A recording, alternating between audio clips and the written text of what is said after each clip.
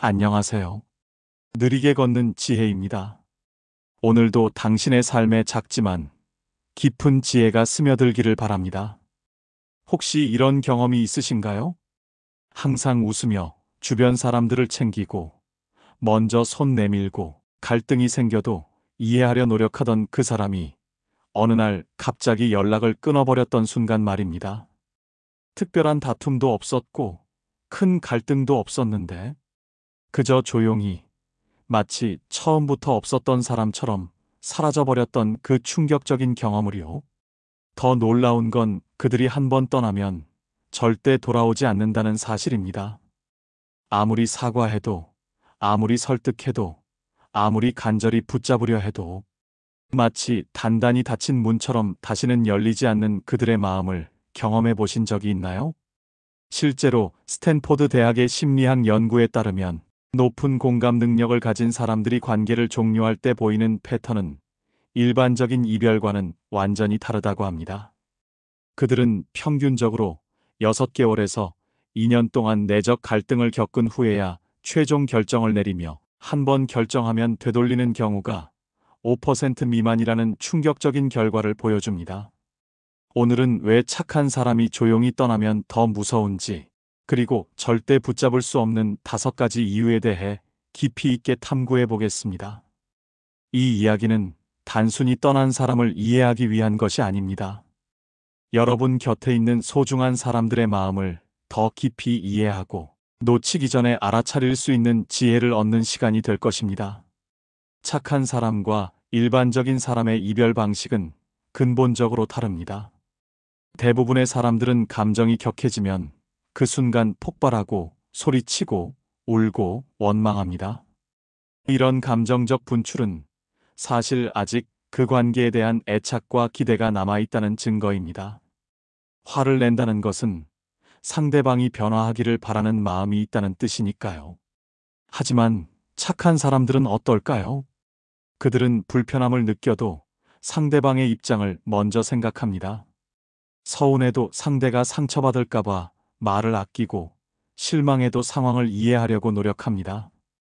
이런 과정에서 그들의 내면에는 조금씩 감정이 쌓여갑니다. 마치 작은 금이 가기 시작한 댐처럼 겉으로는 멀쩡해 보이지만 내부에서는 서서히 균열이 진행되는 것입니다. 혹시 이런 경험들이 익숙하지 않으신가요? 항상 밝게 웃던 친구가 갑자기 단체 채팅방에서 조용해지기 시작하는 것. 예전에는 먼저 주말 계획을 물어보던 사람이 이제는 물어봐도 바빠서 안 된다고 하는 것. 만나서 이야기할 때도 예전처럼 깊은 얘기는 없고 겉핥기식 대화만 오가는 것들 말입니다. 더 섬뜩한 건 그들이 여전히 웃고 있다는 사실입니다. 화를 내거나 짜증을 내지도 않고 여전히 예의 바르게 대하지만 뭔가 미묘하게 다른 그 분위기를 느끼신 적이 있으신가요? 그런 순간들이 사실은 이미 그들이 마음을 정리하고 있다는 신호였을 수도 있습니다. 더 놀라운 사실은 그들이 떠나기까지의 과정입니다. 차갑고 냉정해 보이는 사람은 오히려 충동적으로 관계를 끊고 나중에 후회하며 돌아오는 경우가 많습니다. 하지만 착한 사람의 이별은 그와 정반대입니다. 그들이 마침내 등을 돌릴 때 그것은 이미 수없이 많은 고민과 갈등을 거친 후의 최종 결론입니다. 그렇다면 지금부터 착한 사람이 조용히 떠나면 절대 붙잡을 수 없는 5가지 이유를 자세히 살펴보겠습니다. 첫 번째 이유는 오랜 시간 예고된 신호였다는 점입니다. 착한 사람의 떠남이 우리에게 갑작스럽게 느껴지는 이유는 우리가 그들의 신호를 제대로 읽지 못했기 때문입니다. 사실 그들은 떠나기 훨씬 전부터 작지만 분명한 신호들을 보내고 있었습니다. 예전처럼 적극적으로 먼저 연락하지 않게 되고 대화의 깊이가 달라지며 만남의 빈도가 자연스럽게 줄어들기 시작합니다. 때로는 조심스럽게 자신의 불편함을 표현하기도 하지만 그 방식이 너무 부드럽고 완곡해서 상대방은 심각성을 인지하지 못합니다. 괜찮아요라는 말 뒤에 숨겨진 진짜 마음을 우리는 얼마나 읽어낼 수 있을까요? 구체적으로 어떤 신호들일까요? 예를 들어 예전에는 메시지를 보내면 5분 내에 답장이 왔는데, 이제는 몇 시간, 심지어 다음 날에야 답장이 오는 것. 답장도 예전처럼 이모티콘이나 길게 쓰지 않고, 네, 그럴게요. 알겠어요. 같은 짧은 답변만 오는 것들입니다. 만나자고 해도 예전에는 언제든 좋다고 하던 사람이 이제는 일정을 확인해보고 연락드릴게요라고 하며 시간을 끄는 것, 만나서도 예전처럼 개인적인 고민이나 속마음을 털어놓지 않고 안전한 주제들로만 대화하는 것들이 바로 그런 신호들입니다. 더 미묘한 것은 그들의 에너지입니다. 예전처럼 생기발랄하지 않고 뭔가 의무감으로 만나는 것 같은 느낌, 웃고는 있지만 눈빛이 예전 같지 않은 그런 변화들 말입니다. 그들의 침묵에는 이미 수십 번, 수백 번의 내적 대화가 담겨 있습니다. 혼자만의 시간에 그들은 끊임없이 그 관계에 대해 고민하고 갈등해 왔을 것입니다. 마음속으로는 이미 여러 차례 이별을 시뮬레이션하고 다시 돌아가기를 반복하는 과정을 거쳤을 가능성이 큽니다. 사람들은 갑자기 왜 그러냐고 묻지만 실상은 전혀 갑자기가 아닙니다. 오히려 너무 오랫동안 변화의 조짐이 있었는데 우리가 그것을 진지하게 받아들이지 않았을 뿐입니다. 마치 매일 보는 가족의 얼굴에서 생기는 작은 변화를 알아차리지 못하다가 오랜만에 만난 지인이 많이 변했네요 라고 할 때 비로소 깨닫는 것과 같습니다. 두 번째 이유는 그들이 이미 관계를 위해 최선을 다했기 때문입니다. 착한 사람들은 관계를 소중히 여깁니다. 갈등이 생겨도 먼저 손을 내밀고 오해가 생겨도 먼저 해명하며 상처를 받아도 다시 한번 이해하려고 노력합니다. 그들은 한 사람과의 인연을 쉽게 포기하지 않습니다. 자신이 할 수 있는 모든 방법을 시도해보고 그래도 관계가 나아지지 않을 때 비로소 떠날 결심을 하게 됩니다. 남들이 보기에는 그 정도 일로 그렇게까지 싶을 수도 있지만 어떤 사람들은 참지 못하고 폭발했을 상황에서도 이들은 차분히 이해하고 넘어가려 노력했을 것입니다. 이 과정의 길이와 깊이는 외부에서 보는 것보다 훨씬 복잡합니다. 몇 개월, 때로는 수년에 걸쳐 그들은 관계 회복을 위해 끊임없이 노력해왔을 수 있습니다. 문제는 이러한 노력이 계속해서 좌절될 때 발생합니다. 한 번, 두 번 실망하고 상처받아도 다시 일어나 시도했지만 같은 패턴이 반복될 때 그들의 마음속에는 서서히 지침이 찾아옵니다. 마치 가득 차 있던 물통에서 물이 조금씩 새어나가듯 관계를 향한 열정과 애정이 점차 소진되는 것입니다. 이런 감정적 소진은 단순한 피로감이 아닙니다. 더 깊은 차원에서는 자기 보호의 본능이 작동하는 것입니다. 이는 자신의 정서적 건강을 지키기 위한 자연스러운 방어 기제입니다. 아무리 선한 양에게도 화살이 꽂히면 아픕니다. 아무리 참을성이 좋고 이해심이 깊은 사람일지라도 반복되는 상처에는 아무도 면역이 되지 않습니다. 다만 그들은 그 아픔을 표현하는 방식이 다를 뿐입니다. 소리내어 분노하는 대신 조용히 자신의 상처를 돌보며 거리를 두기 시작합니다. 이는 단순히 기분이 안 좋거나 감정적으로 화가 난 상태와는 다릅니다. 기분이나 감정은 시간이 지나면 변할 수 있지만 정이 다 떨어진 상태는 더 깊은 차원의 변화입니다. 그것은 그 관계에 더 이상 투자할 감정적 에너지가 남아있지 않다는 뜻입니다. 착한 사람이 마침내 떠나기로 결심했을 때 그들의 마음은 이미 깨끗합니다. 최선을 다했기에 후회가 없고 모든 가능성을 시도해봤기에 미련도 없습니다. 세 번째 이유는 그들이 끝까지 예의와 품격을 지키기 때문입니다. 이것은 그들 본연의 성품이 마지막까지 드러나는 순간이기도 합니다. 이별의 방식은 그 사람의 인격을 보여주는 중요한 지표입니다. 소란스럽고 감정적인 이별은 어떤 면에서 보면 아직 그 관계에 미련과 애정이 남아있다는 증거입니다. 화를 내고 울고 원망하는 것은 그만큼 상대방에게 감정이 이입되어 있다는 뜻이니까요. 상대의 반응을 바라고 어쩌면 마음이 바뀌기를 바라는 마음이 그 안에 숨어 있을 수 있습니다. 반면 조용한 떠남은 모든 감정을 정리하고 미련과 원망까지 내려놓은 사람만이 할 수 있는 선택입니다. 마치 깊은 강물이 흐르듯 겉으로는 평온해 보이지만 그 안에는 이미 많은 것을 품고 흘려보낸 깊이가 있습니다. 착한 사람들은 이별의 과정에서도 상대방에게 불필요한 상처를 주지 않으려 합니다.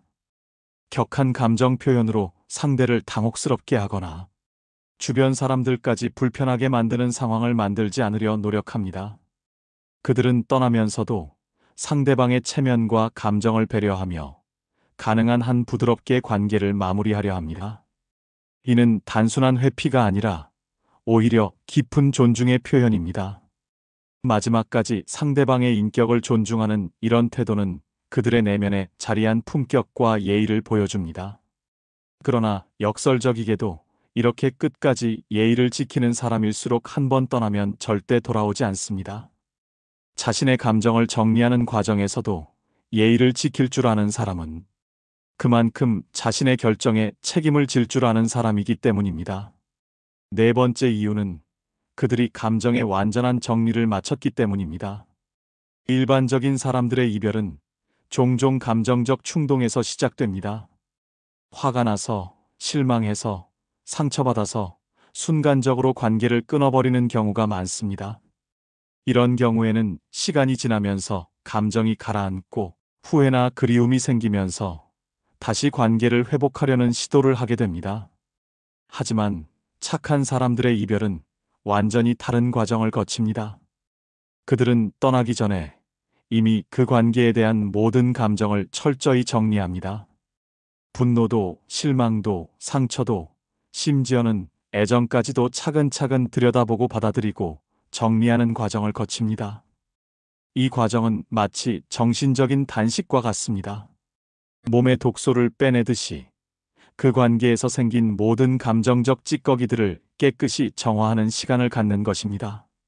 이런 철저한 정리 과정을 거친 후의 이별은 더 이상 미련이나 후회가 남을 여지가 없습니다. 독일의 철학자 니체는 이렇게 말했습니다. 모든 끝은 새로운 시작을 위한 전제 조건이다. 착한 사람들의 조용한 떠남은 바로 이런 철학적 깊이를 담고 있습니다.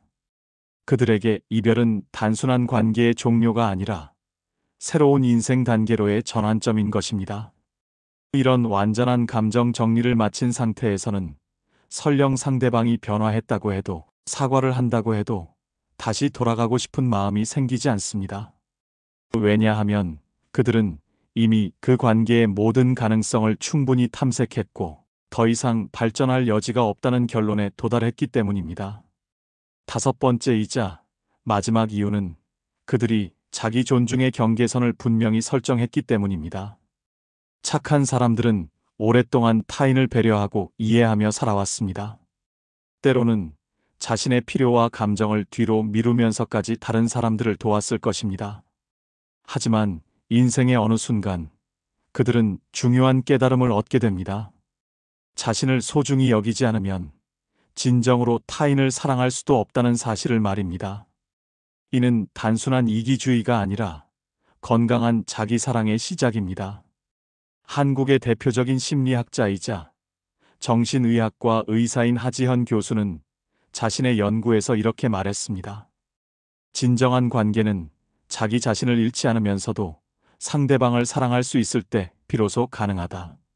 착한 사람들이 조용히 떠나는 순간은 바로 이런 건강한 자기 사랑을 실천하는 순간입니다. 그들은 더 이상 자신을 희생해가면서까지 관계를 유지하는 것이 진정한 사랑이 아니라는 것을 깨달았습니다.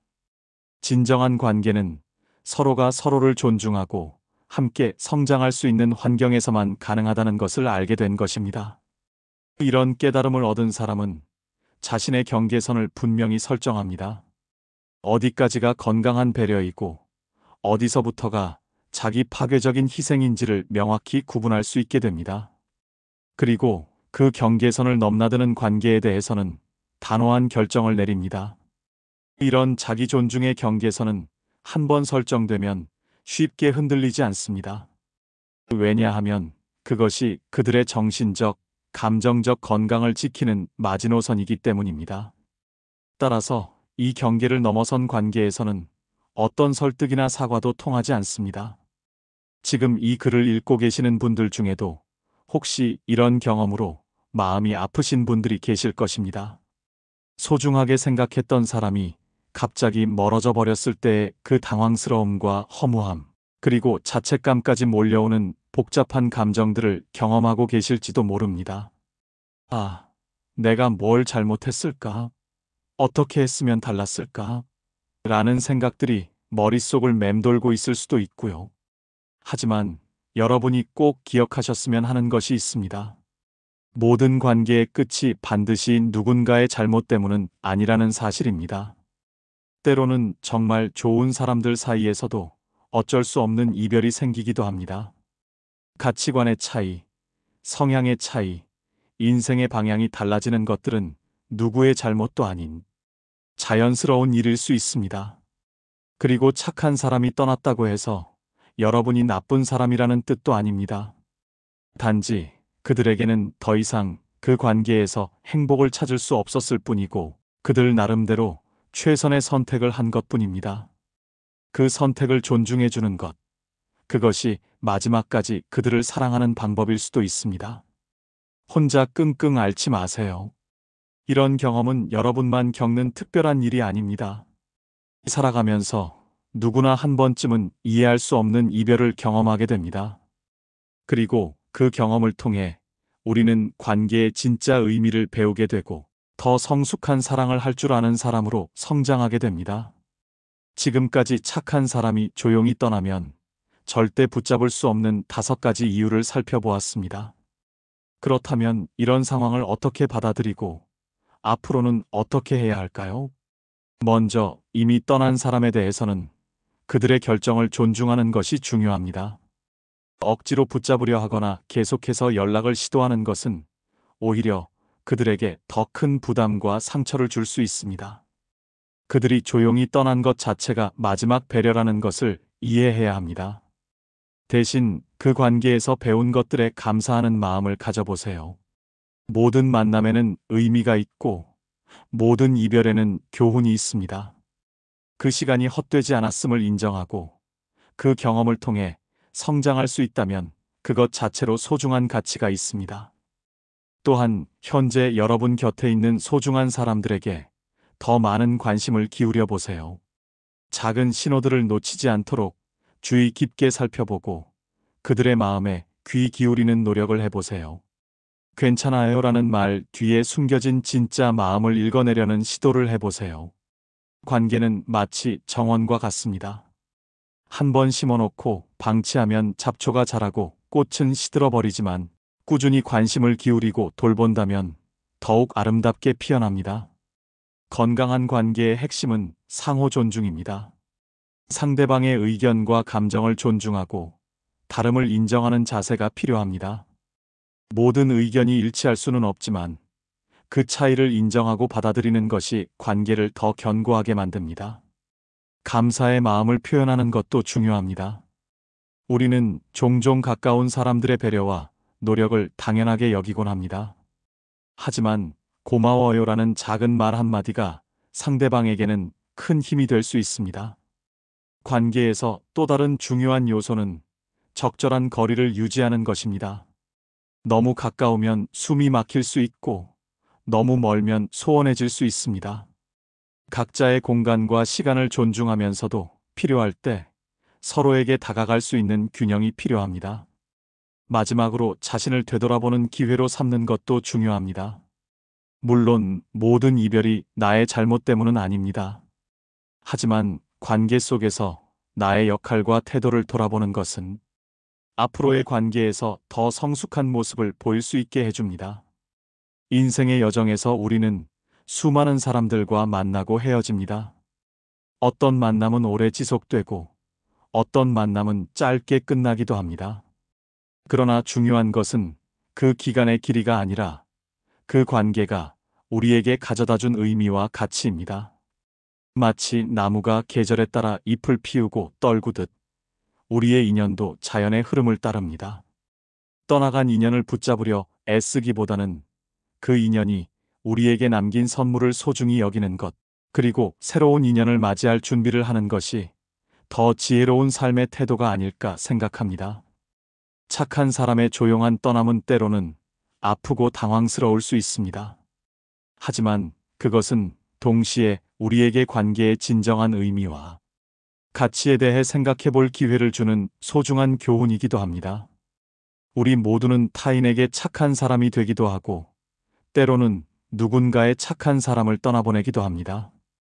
이 순환의 과정에서 서로를 더 깊이 이해하고 배려할 수 있다면 우리의 인생은 더욱 풍요로워질 것입니다. 오늘의 이야기가 여러분의 관계에 작은 통찰이라도 되었기를 진심으로 바랍니다. 여러분의 소중한 인연들이 오래도록 건강하게 이어지길, 그리고 떠난 인연에 대해서는 평온한 마음으로 추억할 수 있기를 바랍니다. 인생의 여정에서 만나는 모든 순간이 의미 있는 배움이 되기를 바라며 오늘도 행복한 하루 보내시기 바랍니다. 감사합니다.